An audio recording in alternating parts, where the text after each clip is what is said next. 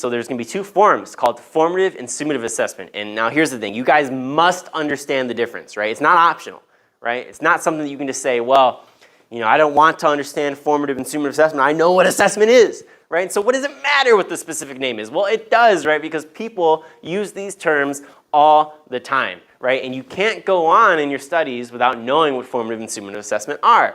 And you can't, so there's that, right? But also, too, when you're in the field, people still bring up these terms, right?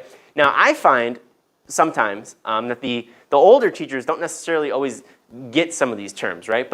And so, like, yeah, you can skate by without knowing the necessary terms, right? But as a young teacher, it's like you have no choice, right? You have to know what these terms mean because people are going to ask you about them. Like, how do you formatively assess your students, right? And so if you just start talking about summative assessment instead of formative assessment when they ask you, how do you formatively assess your students? Well, then you're going to have a bad time, right? People aren't going to take you seriously because you don't know what you're talking about. And so, well, formative assessment versus summative assessment. Well, we can break right on into it here. Well, what is formative assessment, right? When I think of formative assessment, it's the act of gathering data through either informal or formal means in order to guide instruction. So again, you're always using your assessment, right, the data that you get from that assessment to guide your instruction, right? But formative, it's very informal in most cases, right? Now, it doesn't have to necessarily be informal, right? It could be a worksheet or whatever, and we'll go through some examples here. But oftentimes, almost anything that you do in the hopes of altering your instruction at any given moment is formative assessment, right? So you're constantly monitoring, right? You're allowing, and it's going to allow teachers to pivot their instruction immediately. That's the distinction between formative and summative assessment is, it's occurring during instruction. It's occurring in the moment, right? It's not occurring after the fact, right? It's not like you give out a test, right? Then you sit back for the next couple of days, you analyze the data, right? And then you come back to your students and say, we should recover this. It's like, no. Formative assessment is more like, hey, let me get a show of hands who understands this concept. Or, hey, look, I was walking around, not everybody's really understanding their writing prompt today. I'm going to come around, I'm going to explain something real quick on the board and you guys get back to it, right? That's formative assessment. It's happening in the moment at that same time that you're getting that feedback on your end, right? You're trying to alter your instruction accordingly. And so formative assessment here, occurring in the moment. And so what are some examples of formative assessment? Well, you're going to have a show of hands. Right? You're going to have a pop quiz, right? So something, quick, small, right? A pop quiz isn't like a full-on test, right? It's just sort of to gauge their understanding, maybe for a particular lesson or two, right? A worksheet is a very good one. That's usually tied to a single lesson or a couple. Notes. You'll have, look, if people aren't taking their notes, that's a formative assessment. Look, you got to get on them now. You're getting that feedback. You're assessing the class. Nobody's paying attention. Well, you got to get on them for it so they do pay attention. They're taking their notes, and that way they can study them later on, and they can get a good grade. Observations, right? So you're constantly looking at your students all the time. That, again, goes in with the notes there, so it's a little bit overarching. Some of these are overlapping, too, by the way, so it might seem as if they are sort of irrelevant to talk about, but there's overlap. I'm just giving you some specific examples. Questions, right? So you ask the class, it's like, hey guys,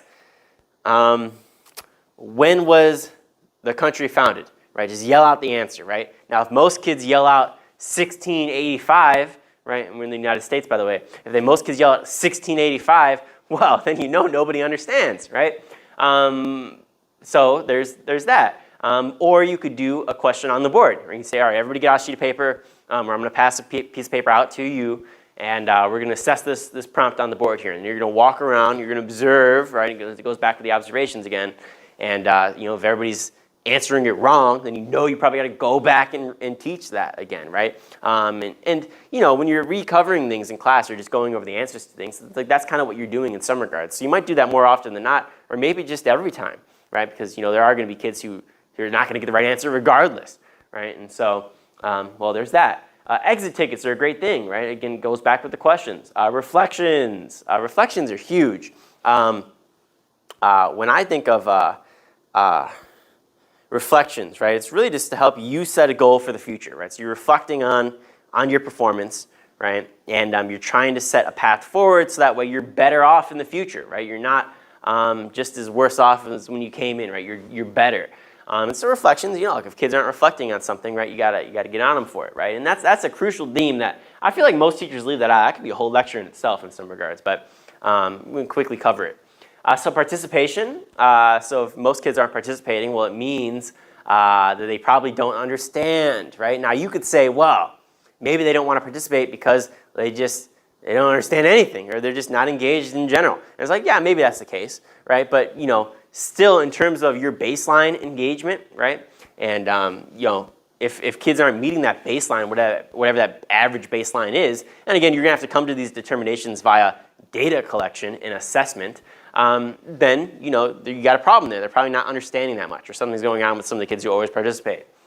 And that's important to know, because if you know that, then you can try to help them work through their issues. And then we got project, right? So if you have a project, everybody's not doing well on it, right? Then you can, you're formatively assessing that as you walk around and help them through that project, right? Because you're going to be walking around the whole time you do a project, not just sitting at your desk, right? With your feet up, you're actually doing work, right? That's what you're there for. And so, project. All right, so those are some examples of formative assessment. Again, informal, right? You think about it as pivoting your instruction immediately. That's the whole purpose behind formative assessment.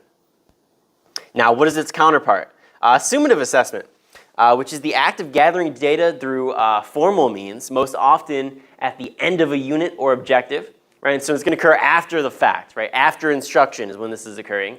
And it does not allow teachers to immediately pivot instruction, right? So oftentimes this could be like well, we got a bunch of examples here. So a final product, right?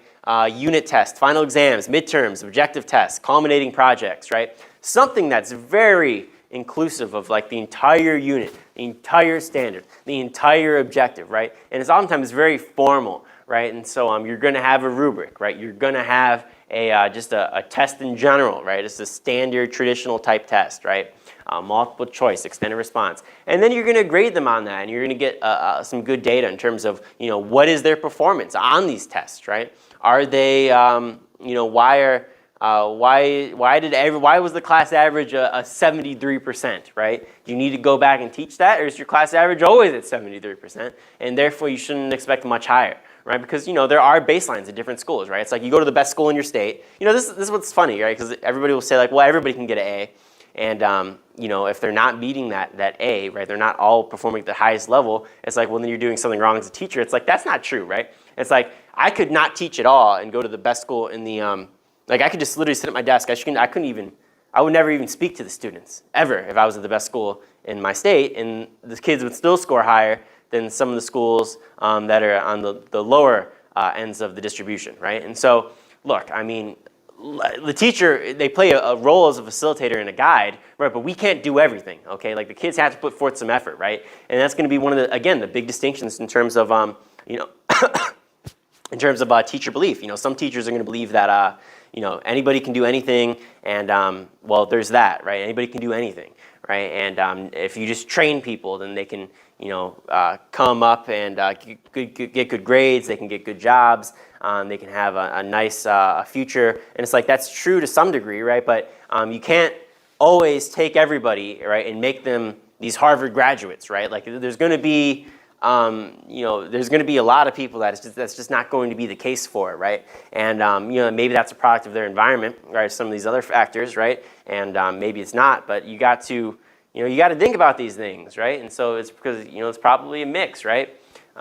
Just generally with anything, right, of a bunch of different factors, right? But let's take environmental, right? It's like, look, you're born into a poor background, underprivileged, right? You have a number of different obstacles that you gotta overcome, right? It's like, look, dude, you're gonna probably do worse, right? And it's like you should, as a teacher, it's like you can't change everything, right? You can't buy these kids houses and make sure they eat every single night and make sure that their parents are loving and friendly and help them out with their homework and tutor them and give them the proper clothes and give them the proper rewards and positive incentives. It's like you can't do everything, right? And so stop thinking that you can, because you cannot do it. You're going to eat yourself alive if you do. And so, these summative assessments here, there is baselines for these, right? You have to understand that if your class average is like the best that they're probably going to get, and you can oftentimes assess these by comparing them to state testing metrics. Look, if they're performing around the state testing metric, or maybe even a little higher, you probably want to shoot for, then look, you're probably maxing out, right? But if it's really below, or if it's at the testing metric, it's like, well, then you probably need to reevaluate yourself. And you can always be better, right? But how much better is the question, right? So if you do everything right in a very rough school, and I mean everything, you take every single practice into consideration, you're spending 16 hours a day working constantly, trying to benefit your students, it's like, yeah, you're going to see a big increase in performance, but but eventually it's going to level off. And so it will level off, and then you're going to have the kids in these upper echelon districts, right? The upper echelons, right? They're going to be even higher, right? And so you just have to take that into consideration, right? What's one score for another teacher is different than another score for another teacher at a different location, right? And so you have to be remembering this, right? Because you're going to eat yourself alive if you don't. And so, well, summative assessment examples, again, pretty overlapping here, but just think like finals, right? Whatever those finals may be. Could even be an essay, right? And so just something where they're summarizing up their knowledge, right? It's a summative assessment. It's all-encompassing.